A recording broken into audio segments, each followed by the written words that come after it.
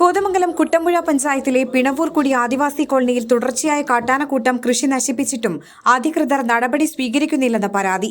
പിണവൂർക്കുടി ആദിവാസി കോളനിയിലെ ജനവാസ മേഖലയിൽ കഴിഞ്ഞ ദിവസങ്ങളിൽ തുടർച്ചയായി ആനകളെത്തുകയും നിരവധി കൃഷിയിടങ്ങൾ നശിപ്പിക്കുകയും ചെയ്തിട്ടുണ്ട്.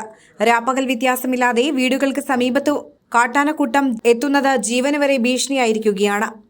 കഴിഞ്ഞ ദിവസം കൃഷിയിടത്തിലിറങ്ങിയ ആനകൾ വാഴ, കമുക്, തെങ്ങ്, കപ്പ തുടങ്ങിയ കൃഷികൾ നശിപ്പിച്ചു.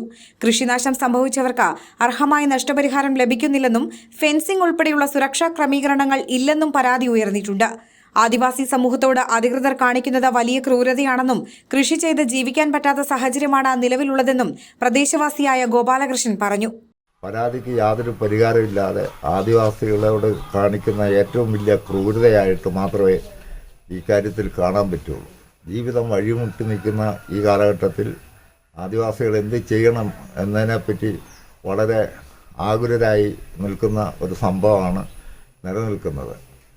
സർക്കാർ അനങ്ങാപ്പാറ നയവുമായി പോകുന്ന ഈ സാഹചര്യത്തിൽ ആദിവാസികളോട് ചെയ്യുന്ന ഏറ്റവും ക്രൂരതയും വഞ്ചനയാണെന്നാണ് കാലഘട്ടത്തിൽ മനസ്സിലാക്കാൻ കഴിയുന്നത്. ഇതിൽ അടിയന്തരമായി സർക്കാർ ഇടപെട്ട് പരിഹാരം കണ്ടില്ലെങ്കിൽ സെറ്റിൽമെൻറ്റ് പ്രദേശങ്ങളിലുള്ള ആദിവാസികൾ ഒന്നടങ്കം സഹകരിച്ച് ഇക്കാര്യങ്ങളിൽ നിലപാട് എടുക്കേണ്ടതായി വന്നിരിക്കുന്ന ഒരു കാലഘട്ടമാണ്. Enlight news, Kothamangalam.